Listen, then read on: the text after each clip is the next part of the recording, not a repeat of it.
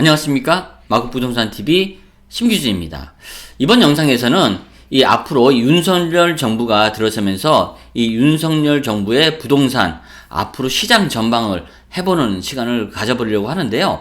이 노무현과 문재인 정부의 이 부동산 평행 이론이라는 것을 바탕으로 해서 앞으로의 윤석열 정부의 부동산 정책에 대해서 한번 우리가 진단을 해보도록 하겠습니다. 제가 오늘 말씀드리고자 하는 것은 평행 이론. 자, 이렇게 이야기를 하니까 무슨 미스테리 혹은 음모론과 같이 생각하는 분들도 없지 않아 있을 것으로 생각을 합니다. 하지만은 이 부동산 평행 이론이라는 것 자체가 제가 이런 미스테리나 음모론이 아니라 이 문재인 정부와 그리고 노무현 정부의 공통점, 그리고 노무현 정부에서 이명박 정부로 넘어가면서 부동산 시장이 어떻게 전개가 되었는가를 살펴봄으로써 이 문재인 정부에서 윤석열 정부로 넘어갈 때 어떻게 될 가능성이 큰가를 예측을 해보자 라는 것이기 때문에 어떤 여러분들이 생각하시는 그런 미스테리나 혹은 음모론이 아니라는 점을 우선은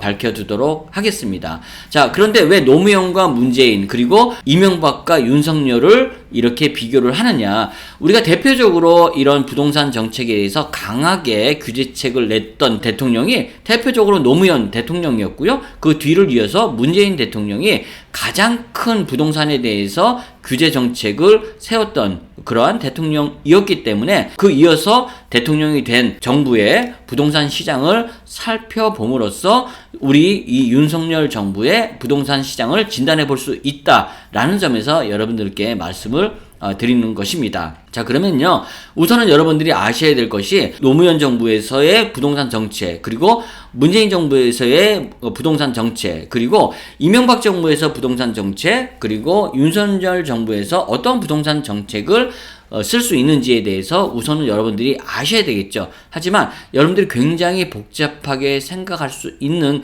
이 부분을 굉장히 좀 단순하게 여러분들께 좀 알려드리도록 하겠습니다. 자, 지금 여러분들이 보시는 내용이요, 이 대한민국 부동산 정책 그리고 대책에 대해서 모든 것을 제가 써놓은 것입니다. 자, 이 사항도 그 이하도 있을 수 있는 사항이 별로 없다라는 점에서 여러분들이 이 내용만 아시면은 부동산 정책이 어떤 것들이 있구나 이렇게 한눈에 보실 수가 있는 사항인데요.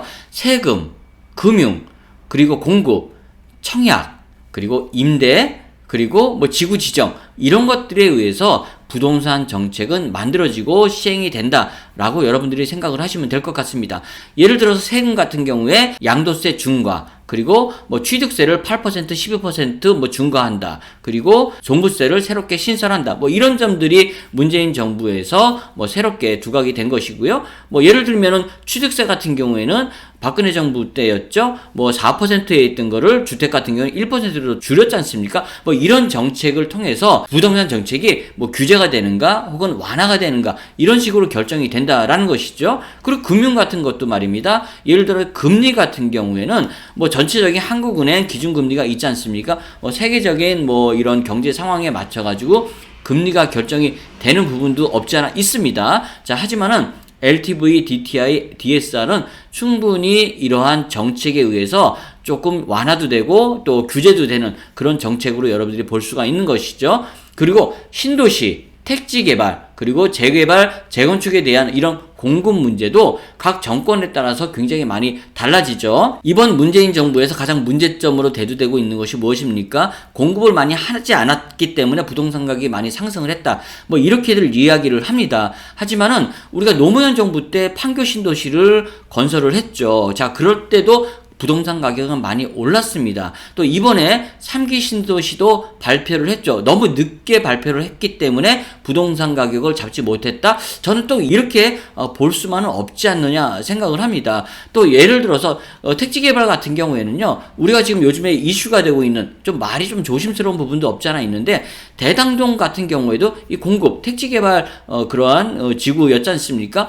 이런 부분에서 성남시 같은 경우에는 이렇게 택지 개발을 계속적으로 했습니다. 컸습니다. 하지만 뭐 대단지가 아니었기 때문에 전체적인 이런 부동산 가격 하락을 하는 데는 뭐 일조를 뭐 하지 못했다, 이런 것들이 좀 애매하다라는 것입니다. 하지만은 이런 신도시라든가 택지 개발에서 가장 중요한 포인트가 뭐냐면은요, 신도시나 택지 개발 같은 경우에는요, 뭐 논밭이라든가 굉장히 쓸모없는 땅들을 택지로 바꿔서 금싸레기로 만드는 그런 정책에 가깝기 때문에 이것을 공급을 하느냐 안 하느냐의 문제가 아니라 어떻게 하느냐에 따라서 이 부동산 시장이 많이 변화가 되는 것입니다. 그래서 신도시와 택지 개발에 대해서는 굉장히 조심스럽고 잘 진행이 돼야 되는 그런 부분이 있다라는 점에서 여러분들이 그런 부분을 좀 살펴보셔야 될 것 같고요. 오늘 이 시간에 이러한 신도시와 택지 개발에 대한 부분만 특화돼서 너무 오래 얘기를 하면은 너무 길어질 것 같아서요. 다음번에 한번 여러분들께 이 택지 개발과 신도시에 대해서 한번 별도로 한번 알려드리는 시간을 가져보도록 하겠습니다. 그리고 재건축, 재개발, 또 재건축과 재개발을 하지 않았기 때문에 부동산 가격이 올랐다, 뭐 이렇게 이제 얘기를 하는 것인데요. 문재인 대통령이 엊그저께 뭐 손석희 전 앵커와의 대담에서 이 부동산 문제에 대해서 밝혔습니다. 이것은 뭐 꼭 자기만의 잘못은 아니다, 뭐 이렇게 이야기를 했지 않습니까? 어떤 분들은 정말 말도 안 되는 저러한 이야기를 하고 있다라는 이야기를 하시는 분도 계시고요. 또는 그럴 것 같아, 뭐 이렇게 이야기를 하시는 분들도 물론 계시기 때문에 여기서 잘잘못을 이야기하기는 조금 어려운 상황이다라고 말씀을 드릴 수가 있겠고요. 청약에 대해서는 마찬가지입니다.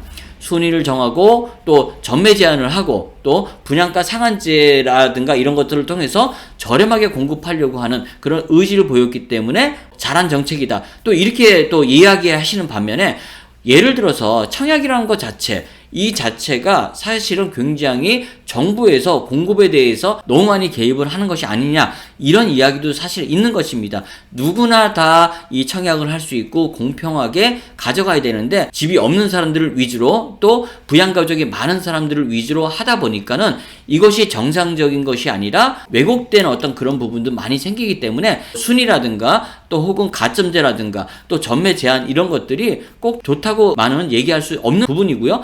분양가 상한제 같은 경우에도요, 여러분들 분양가 상한제가 있어서 굉장히 저렴하게 공급을 하니 좋지 않느냐, 또 이렇게 이야기를 하시는 분이 있는가 하면은요, 분양가 상한제라는 것 때문에 이 공급 단가를 낮춰야 되는 부분이 있고요. 공급 단가를 낮추다 보니까는 뭐 10년, 20년, 30년을 가면은 이 아파트가 거의 허물어지기 직전에 가는 아파트가 될 수도 있다라는 점에서는 좀 더 오래 갈 수 있는 고급 아파트를 짓는 데는 이 분양가 상한제가 좋은 방법은 아니다라는 점에서 또 이것이 꼭 좋다, 나쁘다라고는 얘기할 수 없는 부분도 있는 것입니다. 그리고 임대 부분에 대해서도요, 뭐 전세 대출, 세계적으로 전세가 있는 나라는 우리나라 대한민국밖에 없는데 거기다가 전세 자금을 대출해주는 나라는 더욱이나 우리나라밖에 없을 것으로 생각이 됩니다. 자, 그런데요, 전세 대출이라는 제도 때문에 많은 서민들이 전세값이 올라가는 것을 이 대출로서 메꿔서 안정된 거주 환경을 만드는 그런 상황이 있을 수 있다라는 점에서는 굉장히 좋은 제도이지만은, 이 전세 대출로 인해서 전세 가격이 많이 올랐다라는 점에서는 이거 자체가 또 어떤 부동산 가격 상승의 주요 원인이었다라는 점도 있기 때문에 이게 항상 양날의 검과 같은 작용을 할 수밖에 없는 것이 아닌가라고 생각을 하는 것이고요. 임대차 3법 같은 경우에 굉장히 뭐 이 현 정권에서는 잘한 정책이다라고 얘기를 하지만은 이 정책 때문에 뭐 갑자기 4년 후에는 정말 많이 급등을 할 수도 있는 부분도 있고요. 그에 반해서 또 이런 부동산 시장에 악영향을 끼치는 이런 부분도 있기 때문에 이것이 꼭 잘된 법이다, 잘 안 된 법이다 라고 단정할 수 있는 것은 또 아니라는 점입니다. 그래서 여러분들께서는 부동산 정책이라든가 대책을 어떤 식으로 해야지만이 부동산 가격이 안정이 되고 좋아지는 데에서 정답이 없다라는 점에서 부동산 정책이 정말 어려운 점이 없지 않아 있다라는 것이죠. 자, 그런데 각 정권마다 부동산 정책을 내놨고요. 또 부동산 대책을 통해서 부동산 시장을 이끌어 왔습니다. 자, 그랬을 때 부동산 시장이 지금까지 어떻게 변화되었는지를 알고 여러분들이 다음 윤석열 정부에서는 부동산 시장이 어떻게 가겠구나라고 조금 예측을 해볼 수 있는 부분이 있지 않을까라는 점에서 오늘 여러분들께 말씀을 드리는 것인데요. 자, 여러분들께 우선은 말씀을 드리는 게 이 부동산 정책은요, 진보와 보수로 갈라서 이 색깔론적으로 생각하지 말라는 우선은 부탁부터 드리고 시작을 하도록 하겠습니다. 자, 여러분들이 보시는 그래프는요, 정권별 수도권 아파트 가격 변화에 대해서 제가 그래프를 만들어서 여러분들께 보여드리는 것인데요. 이 부동산 지수는 KB 부동산 지수를 활용했다라는 점을 우선은 밝혀드리겠습니다. 수도권에 대한 부동산 지수가요, 1999년부터 발표가 되었기 때문에 1999년부터 시작을 한 것이고요. 다른 의미는 없다라고 생각을 하시면 될 것 같습니다. 99년이면 김대중 정부가 들어선 지 1년 차 정도가 된 시점에서 김대중 정부에서는 IMF 직후에 이 부동산 활성화를 위해서 많은 그런 대책을 내놨었습니다. 그래서 16.8%포인트나 급등하는 상황이 되었고요. 다음 노무현 정부에서 부동산 가격을 정상화시키겠다고 많은 노력을 했습니다. 자, 그래서 초반에는 조금 올라가던 그런 분위기에서 1년이 지난 시점에서 가격이 좀 떨어지기는 했습니다. 자, 하지만 그 떨어진 이후에 2005년 중반부터 부동산 가격이 급등하기 시작했다는 것을 여러분들이 기억을 하실 겁니다. 그래서 정말 가파르게 가격이 상승을 했고요. 그리고 이명박 정부가 들어오면서 금융위기가 또 닥쳤죠. 그러면서 우리가 또 생각을 해보면은요, 이명박 정부가 들어오면은 노무현 정부에서 각종 규제 대책을 정말 다 완화 정책으로 풀어줄 줄 기대를 했었는데요. 사실 그러지는 않았습니다. 그것이 쉬운 문제가 아니기 때문에 그렇습니다. 예를 들어서 노무현 정부에서 그렇게 규제 정책을 썼음에도 불구하고 이 부동산 가격이 상승을 했는데요. 과연 이명박 정부에서 규제 정책을 다 완화 정책으로 바꿨을 때 더 상승을 했을 때 그 데미지는요, 굉장히 클 것이라고 생각을 했던 것이고요. 그렇기 때문에 그냥 갑자기 모든 이 규제 대책을 완화 정책으로 한꺼번에 돌릴 수 있었던 상황은 아니었다라고 생각을 하는 것입니다. 그런 결과 전체적인 이명박 정부의 부동산 가격을 보면은요, 수도권 아파트를 기준으로 했을 때 마이너스 2.5%포인트 가격이 하락을 했습니다. 하지만 진보 쪽이건 보수 쪽이건 이 이명박 정부에서 부동산 정책을 정말 잘했기 때문에 이렇게 안정화됐다라고 이야기를 합니까? 자, 이것이 이제 문제입니다. 이렇게 부동산 가격이 수도권에서는 안정화됐음에도 불구하고 진보 쪽에서는 정말 잘했다라고 이야기를 하지 않고요. 또 보수 쪽에서는 왜 부동산 시장을 이렇게 활성화를 시키지 못했냐라는 또 이러한 원성을 사기도 했습니다. 자, 그 이후에 박근혜 정부 들어와서 또 이렇게 또 계속적인 하락이 이어져 왔던 모습을 여러분들이 보실 수가 있었는데요. 하락 이후에 조금씩 상승을 하기 시작을 했습니다. 그것이 이제 한 2015년 좀 지나서부터 가격이 상승을 했습니다. 자, 그러다 보니까 또 이것이 잘했다, 못했다, 이런 것들이 엇갈리기 시작을 했죠. 노무현 정부에서보다는 이명박 정부와 박근혜 정부에서 규제 정책을 덜 쓴 것이 사실입니다. 하지만은 엄청나게 완화를 했다라고는 또 할 수 없는 것이죠. 박근혜 정부에서 부동산 가격이 이렇게 침체를 하다 보니까 전세 가격이 많이 상승을 했습니다. 그러다 보니까는 서민들의 부담을 좀 완화시키기 위해서 전세자금 대출을 박근혜 정부에서 도입을 했었죠. 그 결과 전세 가격이 많이 상승을 했고요. 거기에 대해서 문재인 정부에서도 전세자금 대출을 계속적으로 이어서 갔고, 그 대출로 인해서 전세 가격 상승에 일조를 한 것은 사실이기 때문에 여러분들이 보시는 바와 같이 어느 정권에서도 부동산 가격이 올랐건 오르지 않았건 간에 계속적으로 부동산 정책을 잘했다라고 칭찬해주는 정권은 없었다라는 점에서 아이러니하다라고 말씀을 드릴 수가 있을 것 같습니다. 그리고 이제 박근혜 정부에서는 전체적으로는 5.6%포인트 정도가 상승을 했던 상황에서 이제 중간에 이제 4년 정도밖에 하지 못했죠. 5년을 채우지 못하고 탄핵이 된 이후로 문재인 정부가 들어섰습니다. 자, 문재인 정부에서는 정말 자신있게 부동산만은 자신있다라는 캐치플레이를 앞세워서 정말 부동산 각종 규제 대책은 다 쏟아냈고요. 노무현 정부 이상으로 이 규제 대책을 세웠음에도 불구하고 어떻게 됐습니까? 역대 가장 높은 상승률을 기록을 한 것입니다. 36.3%포인트. 노무현 정부가 그렇게 많이 올랐다라고 하는데요. 거의 2배는 안 되더라도 2배가량 오른 그런 모습을 여러분들이 보실 수가 있는 것입니다. 하지만 문재인 대통령이 손석희 전 앵커의 대담에서 부동산에 대해서는 사과를 드리지만은 이것이 꼭 내 잘못만은 아니다. 이렇게 이야기를 했죠. 투기 세력이 계속적으로 이 부동산 시장에 교란을 일으킴으로써 부동산이 가격이 상승한 부분도 없지 않아 있을 것이고 또 세계적인 부동산 가격 상승과 더불어서 우리나라는 많이 오르지 않았다. 뭐 이런 이야기를 하다 보니까는 진보에서는 맞다라고 이야기를 하고 또 보수 쪽에서는 정말 말도 안 되는 소리를 한다. 뭐 이렇게 이야기를 하고 있지 않습니까? 자, 그런데 그런 것들이 증명이 되질 않기 때문에 딱히 누구의 잘못이다라고 확실하게 증거를 내밀지 못하는 것입니다. 자, 그러다 보니까는 뭐 문재인 정부에서는 박근혜 정부에서의 이런 정책 때문에 문재인 정부에서 계속적으로 올랐다라고 이야기를 하는 것이고요. 또 노무현 정부에서 이렇게 올린 부동산 가격을 이명박 정부와 박근혜 정부에서는 굉장히 안정되게 끌고 왔었다라고 이야기를 하는 것입니다. 그러다 보니까는 각 진영에 있는 사람들은 그 말이 맞다라고 이야기를 하는 것이고 상대편에 대해서는 계속적으로 깎아내리려고 하는 어떤 그런 모습을 보인다라는 것이죠. 하지만은 이 정권별 수도권 아파트 가격 변화에서 보듯이 노무현 정부와 문재인 정부에서는 정말 역대 최고로 부동산 가격이 많이 상승했다라는 점은 팩트라는 것은 여러분들이 아셔야 될 것 같고요. 이명박 정부와 박근혜 정부에서의 부동산 가격은 굉장히 안정되기는 했었다라는 점이 정말 여러분들이 좀 체크해 볼 만한 부분이 아닌가 생각을 합니다. 다음 이어서 보실 또 그래프는요. 정권별 전국 아파트 가격 변화입니다. 전국과 수도권의 차이를 여러분들이 조금 보시면 좋을 것 같은데요. 대부분 김대중 정부부터 문재인 정부까지 다 비슷하게 가격이 상승했다라는 점에서는 일치하지만은 이명박 정부에서의 수도권 아파트 가격은 마이너스 2.5%포인트가 하락을 했는데요.